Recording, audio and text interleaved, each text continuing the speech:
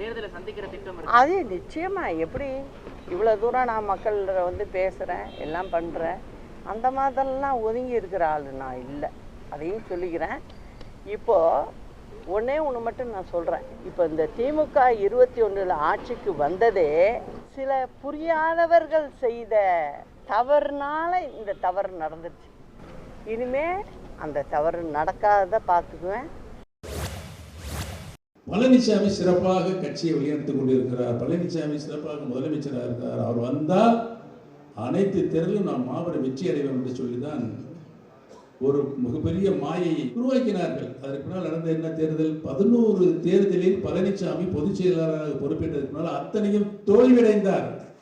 இந்த மாபெரும் இயக்கத்தை படுபாதாளத்தில் இன்றைக்கு தள்ளி வைத்து இன்றைக்கு அனைத்து இந்திய அன்னார முன்னேற்ற கழகத்தில் இருக்கின்ற அனைத்து தொடர்களும் வெம்பி வெதுங்கி என்ன செய்வதென்றே திக்கும் காடி கொண்டிருக்கிறார்கள்.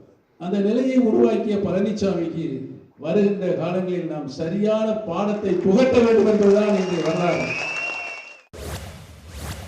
உங்களுக்கு ஏதோ கூட்டணியில் 6 சீட்டு கொடுத்துட்டாங்களாம்லன்னு சொல்றாங்க. நான் சொன்னேன், அது வதந்தி, யாரும் நம்ப வேண்டாம். நான் அன்னைக்கே சொன்னேன், நம்ம ஊர் கிராமத்தில் சொல்ற பழமொழியை சொன்னாலும் எல்லாருக்கும் புரியுன்னு. இன்னும் மாடே வாங்கல, அதுக்குள்ளார மத்து வாங்க தெரியுறானா மாடசாமி, எதுக்கு வெண்ணெய் கிடைக்கிறதுக்கு அப்படின்னு நம்ம ஊர்ல ஒரு பழமொழி உண்டு. அதுபோல தங்கள் வீட்டு பிள்ளைக்கு இன்னும் வரனே அமையல, அதுக்குள்ளார பேர குழந்தைக்கு பேர் வச்சு சென்றானா மடசாமி அப்படின்னு சொல்லுவாங்க. அதுபோல இன்னொன்னு சொன்ன, எங்க தஞ்சாவூர் பக்கம் காமெடியா சொல்லுவாங்க, நக்கலுக்கோ நையாண்டிக்கு பேர் பெற்ற தஞ்சை மாவட்டத்திலிருந்து வந்தவனா அந்த பழமொழியை திருப்பி சொன்ன. அடியேன்னு கூப்பிட ஆதிக்காரியே இன்னும் வரல, அதுக்குள்ளார பிள்ளைக்கு பேர் வச்சுட்டு தெரியுறானா கிருஷ்ணமூர்த்தின்னு எங்க ஊர்ல சொல்லுவாங்க. அது கிருஷ்ணமூர்த்தின்னு அந்த நபர் இல்ல, கிருஷ்ணசாமின்னு சொல்லலாம், கிருஷ்ணமூர்த்தின்னு சொல்லுவாங்க. வதந்தியை விதைக்கின்ற கிருஷ்ணமூர்த்தியும் அதை பரப்புகின்ற அவரது கைத்தடிகளும் யார் என்று சொன்ன எனக்கு தெரியும். அதனால அந்த வதந்திகள் எல்லாம் நம்ப வேண்டாம்னு சொன்னேன். முன்னாடி எல்லாம் ஓபிஎஸ் டிடிவி தினகரன் பத்தி கேள்வி கேட்டா ஒரு திடமான பதில் வரும் உங்ககிட்ட இருந்து. ஆனா இப்போ அந்த மாதிரி வர மாட்டேங்குது, என்ன காரணம்? எப்போதுமே ஒரு கடுமையா விமர்சனம் பண்றவங்களுக்கு ஒரு கடுமையான அளவுக்கு நான் விமர்சனம் பண்ணியிருக்கேன். அது எங்கிட்ட வாங்கி கட்டிக்காதவங்க யாரும் இல்லைன்னு சொல்லலாம். ஒரு பெரிய லிஸ்ட்டே போட முடியும். எவ்வளோ அந்த லிஸ்ட்டுன்றது உங்களுக்கு தெரியும். எடுத்து உடனே யூடியூப்பில் போடுங்க, யார் யார் என்னெல்லாம் எங்கள் கட்சியை தொட்டவங்க, எங்கள் புரட்சி தலைவர் தொட்டவங்க, எங்களுடைய புரட்சி தலைவர் அம்மாவை சீண்டி பார்த்தவங்க, அவங்கெல்லாம் எப்படியெல்லாம் விமர்சனத்துக்கு ஆளானாங்க அப்படின்றத யூடியூப்பில் எடுத்து போடுங்க நீங்கள். ஆனால் ஒரு விமர்சனங்களுக்கு கடுமையாக இருக்கும்போது கண்டிப்பாக நான் விமர்சனம் பண்ணுவேன். விமர்சனம் ஒரு கடுமையாக இல்லாத பட்சத்தில் நான் எதுக்கு போய் என்ன சொல்லுவாங்க, வெளியில் போகிற ஓனான்னு எடுத்து மேலே போட்டுக்கிற கதையா, அந்த வேலை எனக்கு இல்லை. எனக்கு யாரு அவரு பேசுவார்.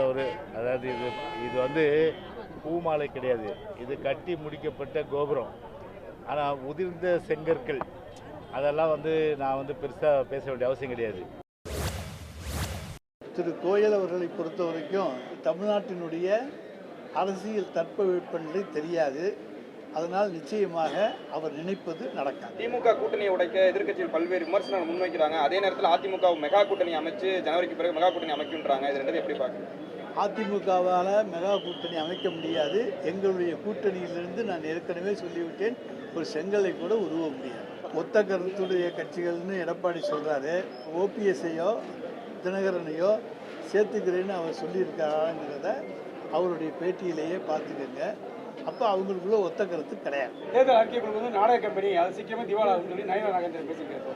சார், நயினார் நாகேந்திரனுக்கு நாடக கம்பெனியெல்லாம் பழைய காலத்தில் தான் இருந்துச்சு. இப்போ நாடக கம்பெனிக்கெல்லாம் போட்டால், வள்ளி திருமணம் போட்டால் யாரும் போடுறதில்ல. அதெல்லாம் அவருக்கு தெரியலை. தூக்கத்தில் இருந்துட்டு இப்போ தான் முழிச்சிருக்காரு.